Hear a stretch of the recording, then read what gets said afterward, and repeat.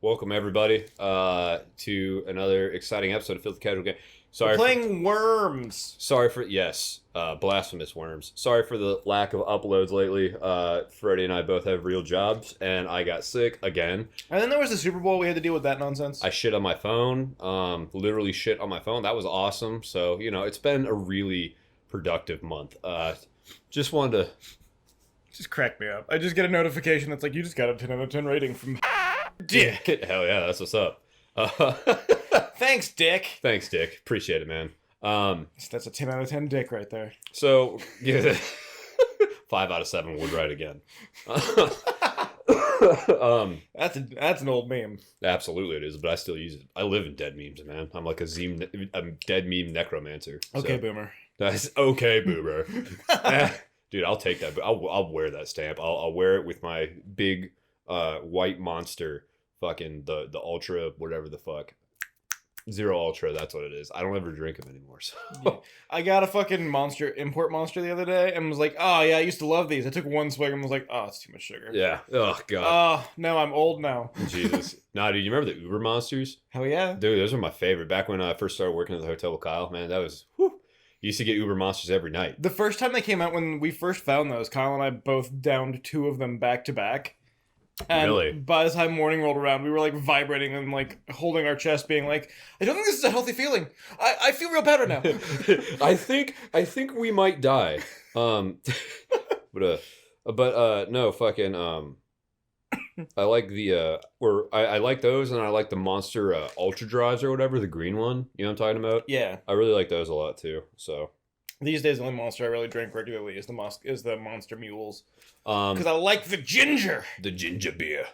So anyway, we're playing Blasphemous. It came out last year sometime. I don't know, it's a fun game though. I've been playing it a lot lately, so just enjoy it. The pixel art's pretty. The music's really good. And it's made by the Worms guys. It's very ambient, if you will. That's a faith. Oh my god. Yeah. The pixel art. Have you seen it? Have you watched any of this? I watched you play a little bit of it forever ago when you were first playing it. So I gotta delete one.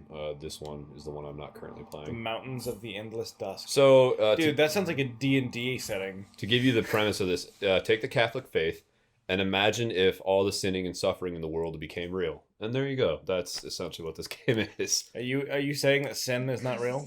Well, depends on how you define sin. Oh yeah. So, it's a good thing we're not monetized, because this would immediately just get us. Oh. The nice thing is that this game isn't like, the cutscenes aren't like over long or anything like that.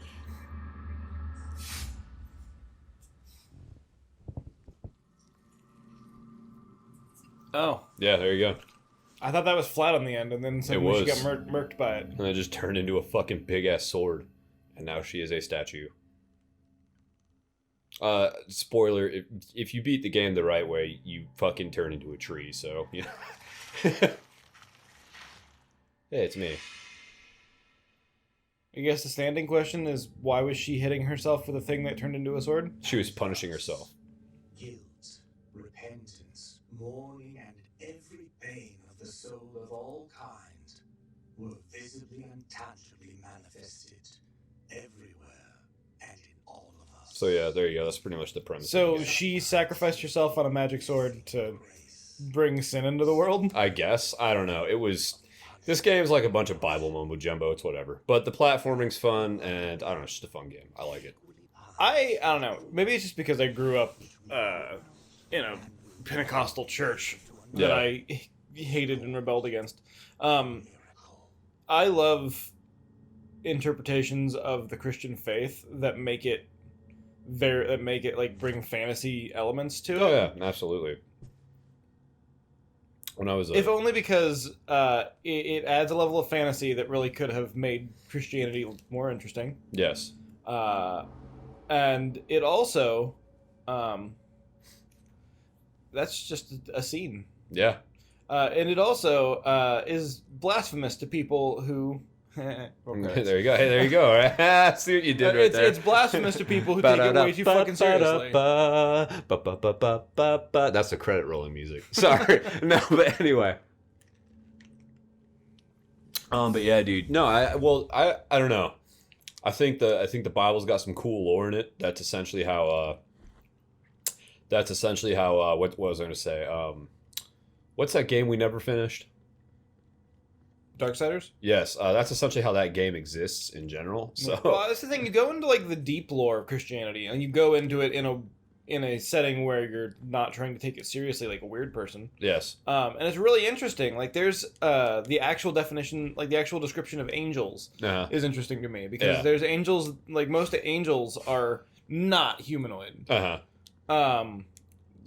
God, but I can't remember what the name of it is. But there's one angel that is literally just a series of rings with eyes on them that are constantly rotating, and the only way that angel can speak is by screaming the word "holy." No, Jesus, that's fucking brutal. It's got a Morse code of some holy. So here's your first boss. We'll see if I die or not. I don't usually, but you know, shit. But yeah, I was Have you played Bloodstained Ritual of the Night? No, I want to. That's you know, I always Go ahead. I was just saying I always I never think about those games until like someone brings them up to me or I watch a video about it. I'm like, oh yeah, I should play that. You know what I mean? Yeah. ZX Collection comes out this month. Oh shit, that's right. I already pre-ordered a copy. My Gamers Club Unlocked thing finally expired 2 years after after the service ended. Yeah, Jesus. Well, because I renewed it and then like they canceled it next month afterwards. But they're like, we're gonna obviously Here you go. follow through with anybody who with anyone who already has it, because at that point, otherwise we're in legal trouble. Yeah, absolutely. It's just this whole game's a fucking mood. Nummy, yummy in my tummy. I'm just gonna rub this on here. It's good. It's good. It just exfoliates. It exfoliates. You know, it just gets it out there. It helps with my blackheads. Essential hemoglobin. It helps with my blackheads. Okay. It's like essential oils, but made of blood. What were you saying though about your fuck, what was I talking about? Your subscription thing there. Yeah. So when it ended, they were like, "Hey, man, it's over now, but here's a 25% off coupon." Yeah. And for a little bit, I was like, "Oh, I should use that on like a full price game that I want." Yeah. And then I realized I was like, "But why would I buy games from Best Buy?" Because the reason why I bought games from Best Buy religiously was because I had that, so I could get a brand new game for 20% cheaper than I would anywhere else. Yeah.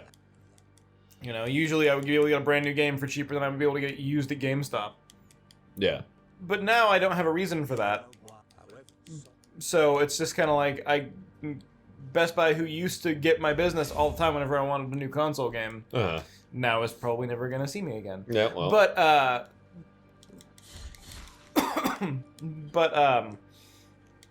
I had a 25% off coupon and I kept saving it. And I was like, fuck that. I'm just going to go ahead and use it on pre-ordering the ZX Collection. So that $30 game I got for like, I think $27 after tax, or something. No, $24 after tax. Jesus, yeah. So, hell yeah, fucking kill animation. I don't have a fucking. Careful there, tonberries. I don't have a down attack right. Pink tonberries. Kitchen knife is coming for me. Fucking wanna hop back to our Christian lore thing really quick. Tell a story. I think it might be a little interesting. Is back in high school when I was an edgelord teenager, as the whole world knows. Oh shit! I gotta quit that. Veridalis of the Forsaken Helmet. Fucking. Hamlet, not helmet. Whatever, same thing. But no, fucking. I wrote a short series called Hellbreakers, based heavily on Christian lore, and That's a fucking. There's an indie movie starring Johnny Young Bosch with that. Really? That's got that name. I feel a lot cool. Oh shit! He's hitting me with that wheel. All right. It's essentially. Are you familiar with the story of Legion from the Bible? About the weird That's demon or whatever that. Yeah, there was a guy who was infested by like thousands of demons. And Jesus came across them and said, "Out demons," and then cast them into pigs. And then had the pigs run off a cliff. Cool. Sounds brutal. But yeah, so that's the story of Legion. So the movie Hellbreakers stars, like, it essentially has 3 different characters. One is a ninja from like a holy order that is supposed to like fight oni and demons. One is just a like a thief gunslinger kind of guy, and another guy who I can't remember. I want to say he's supposed to be Kane, if I remember correctly. It's been a long time since I saw this movie. But Johnny Young Bosch plays the ninja. Which, for our viewers, if you're not familiar with who Johnny Young Bosch is, that's the Black Ranger from the Ninja series of Power Rangers. Hell yeah. If you don't know who that is, you're fucked. And also a rather prolific voice actor from the mid to current 2000s. He's the guy who replaced Touchy McFeely Pants as Broly in Dragon Ball FighterZ. Touchy McFeely Pants, huh? So yeah, he's a pretty prolific voice actor who I'm rather fond of. Yes. But yeah, he's in that movie, and it's basically those 3 guys trying to seal away Legion, who has somehow come back from hell. Okay. And it is 100% an indie movie. Yeah. It is cheesy as fuckballs, and unapologetically so. It is a good cheesy movie. So I don't know. The one I wrote was like, it might have been called Hellbinders. I'll have to look it up later. Hellbinders. Yeah. Sounds like how my disorganized binders looked in fucking middle That's school. just gonna have to be that'll just have to be an evening. I'll have to find that DVD because I have a DVD copy of it and bring it over and we'll watch it. Let's watch it and review it. Because I love that movie. It's so horribly good. Dude, hell yeah, that's what's up. This is where the virtue of mea culpa has ascended. This is where you upgrade your sword. Is the sword called mea culpa? Yes. Oh, it makes sense because mea culpa means my bad. My bad. My B. All right, we're gonna get. Mea culpa means my fault. We're gonna get. Essentially. So if she was basically being like, "Hey, I have a lot of sin. Let me let that shit out." So now we got this fucking charge slash. All right. If she was stabbing herself to let her sin out, that'd be like, "Yeah, my bad, my bad, my B, my bad." Oh shit! See, illusionary walls. Is this Dark Souls? Oh shit! I mean, pretty much. Look at them dank souls. There's an item. Calcineum of Persian the Bandit. If you get any bones in this game, they're just collectibles. You just bring them in here and they put them in there. There you go. So it's like an odd version of. That reminds me a little bit of the the Emerald Chamber from like Sonic 3 and Knuckles. Yeah, the reason that place exists is I don't think you get an item for it, but it gives you Tears of Atonement, which are the points. It's the currency you use to upgrade your weapon and shit like that and buy stuff. I think more directly, it reminds me of a game I have not played called Hollow Knight. Yeah, I've wanted to play that too. Where there is a area where like a guy is looking for his grub kids. And as you free them, they go back to this area, and when you go back to the area, you get stuff. And it reminds me of that, too. Oh, yeah, Every time you go back, the kids show up, and you get rewards. Yeah, what was it say? Fucking... Okay, I know how to That's a bone, too, Ryan. Yes, well, that is a dove skull. That's not a person bone. So, if you get people bones... Is the knee bone connected to the people bone? It's connected to the damn bones. Anyway, I hope you got that joke. That child is being carried away by. Yeah, those are kind of like the. What the fuck is what? It's a cherub.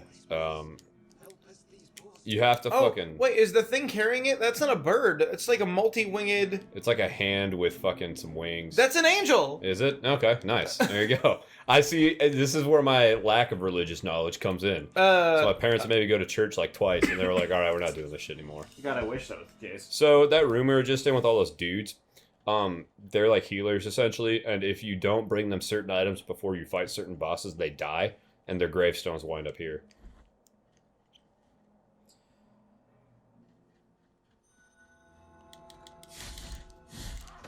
Okay. So the first time I played this, I royally fucked this up. Because if you look at the map here, right? There's a portion over here you get to, and you can go up, or you can go right, essentially, right and down. And if you go up, that's one of the hardest areas in the game, in my opinion. That was the first area I went to, and this game kind of discouraged me, because I'm like, fuck, if the rest of the game is this hard, I don't know if I'm going to be able to beat it. Turns out, I went to go play the rest of the areas and fucking destroyed them. I was like, oh, whoops. Oopsie poopsie.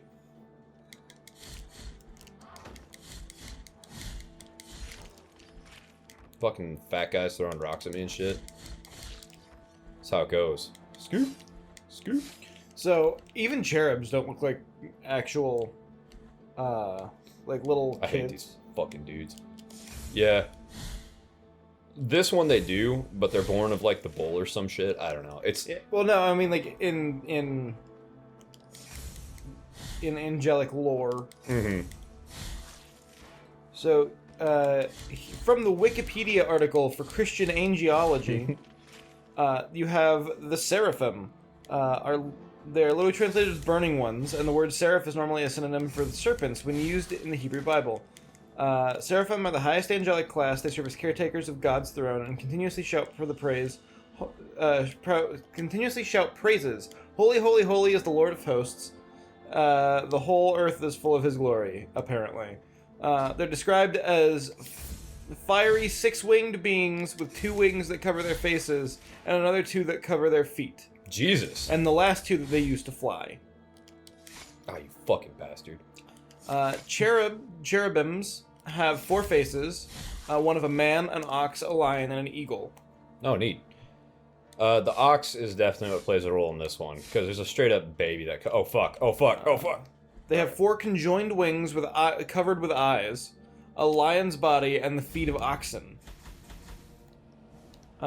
Cherubim guard the way to the tree of life. So, I'm gonna be straight up. The little ones, the cherubs, as we see them, are normally known as putti. Putti? Yeah. Putty, P-U-T-T-I. Okay. Are often wingless, sometimes winged, human baby toddler-like beings. Uh-huh.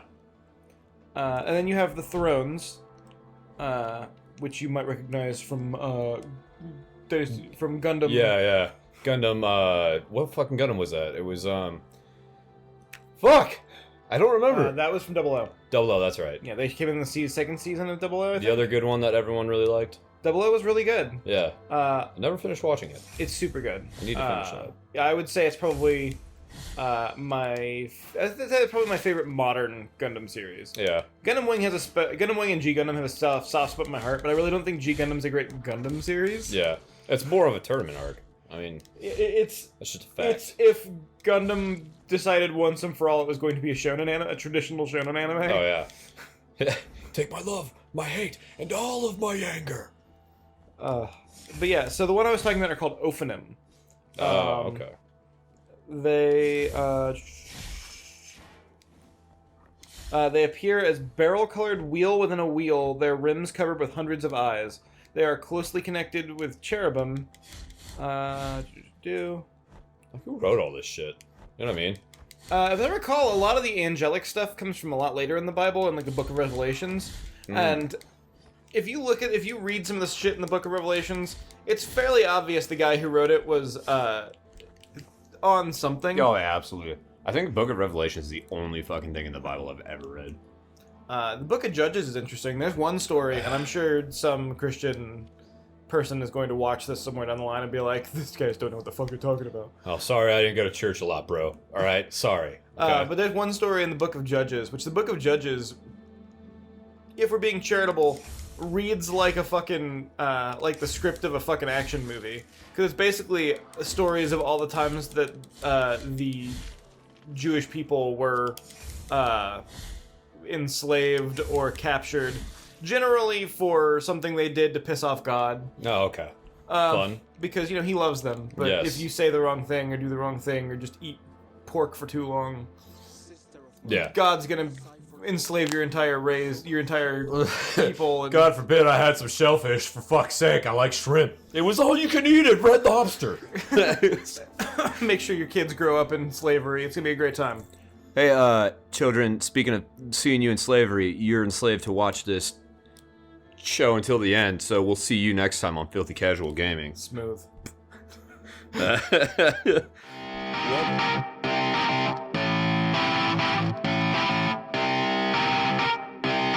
Shut up and sit down.